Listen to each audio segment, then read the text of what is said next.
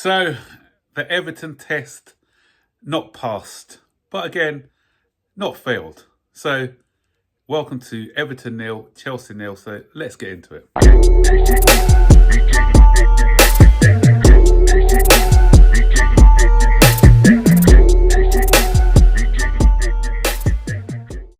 So we could have gone top of the table, or albeit temporarily, with a win against Everton. But this match was always going to be a difficult game for us.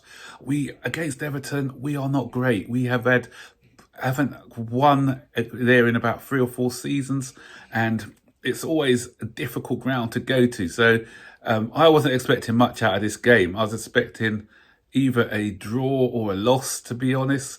But the thing is, we got a draw. That's why I said we didn't kind of fail the test. At least we went there and got a point, and we kept a clean sheet. So if we're looking at keeping things real, we concede quite a lot recently, but today we kept a clean sheet. Had they scored a goal, they win, because I don't see us scoring one, even 2 goals at Goodison. Jordan Pickford always seems to pull out fantastic performances against us. He didn't have a lot to do. I think he had one good save he had to make. And then that was it, really. We didn't create a lot of chances. That was a disappointing thing.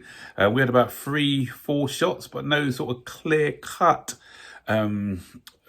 chances as apart from the big save he made from Nicholas Jackson. He should have done better. He should have hit the target. He kind of hit it straight. He hit the target, but it was more straight at the goalkeeper. And he knocked it a little bit wider, then it could have been a different story. And Nicholas Jackson again had a shot off the woodwork. And had we taken our chances in that first half, then I think we'd have been game over, because Everton would have had to come out of their shape. And by coming out of their shape, they would have offered us more opportunities in that game, and we could have exploited them. But the longer it kept at 0-0, we knew that the game was just going to end in a stalemate or an Everton victory from a set play. And it was Sanchez who kept us in the game, because Everton's got a couple of breakaways. Sanchez, the much maligned Sanchez, he pulled off a couple of big saves to keep us in the game. But yeah, so it was only going to be like a set play from them to break the deadlock.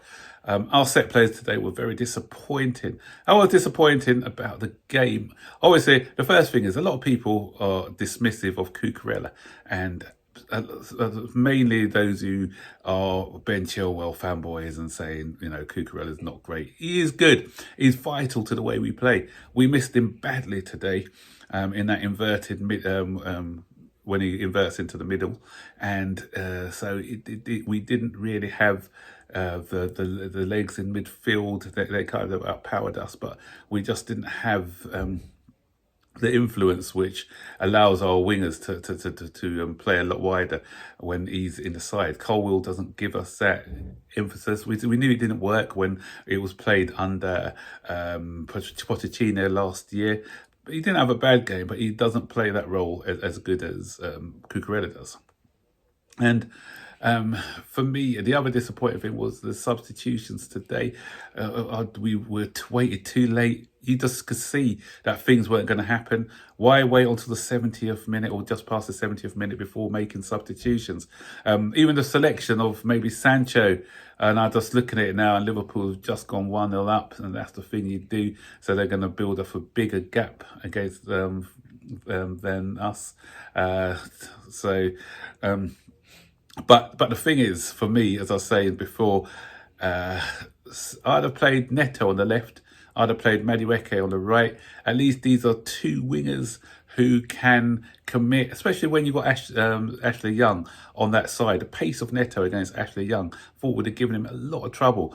And because you need to exploit the wide areas when you're playing against Everton, because they condense the middle of the park and they make it difficult for you. So if you've got your 2 wide men who can stretch the play a bit and allow spaces by committing the fullbacks and trying to sort of cut the ball back into the box or something, but we just didn't have that penetration down the flanks today. So I think when Cucurella's inverting in. It allows Sancho more room to exploit. But because he wasn't there, I think we should have started with Neto on that side. And the other thing, as I said about the substitutes, they were too late, and I thought they were the wrong substitutes. Sometimes you need to make brave decisions. Cole Palmer was having a stinker today. You take off Cole Palmer. If you want to play Nkuku, you put Nkuku in the 10, or you put in João Felix on the 10.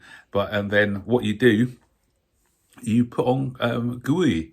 Gui scored 6 goals in the last 2 games, albeit, okay, it's against Conference League opposition, but goals bring you confidence, and he's a presence. What I like about Gui is that his work rate as well. He's a powerful guy for his age. He's not going to allow himself to get bullied by any of the Everton defenders, and he's going to be his pressing is elite. So I'd have tried giving him a game. Be brave.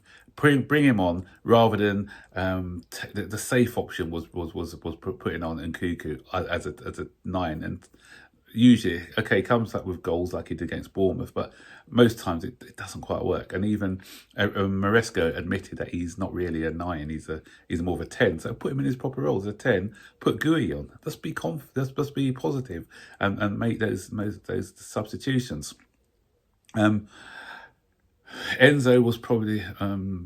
Enzo Fernandez was probably our best player. He tried to make things happen with his forward passing, but as I said, too many people had off days. Palmer had an off day. Neto was bright as well. Sancho wasn't great. As I said, Jackson should have put away a couple of his chances. So these are the games. That's why I've always said that we are not. I'm with Maresca when he says we're not ready to compete yet. We're not ready to compete as yet. When we are ready, we win these games. We win these tough games when teams make it tough for you. Because back in the day when we had that target man, against West Bromwich Albion, I always recall that game against West Bromwich Albion where they were having the similar tactics against us, and we had a Diego Costa who can come bully his way through and score a fantastic goal.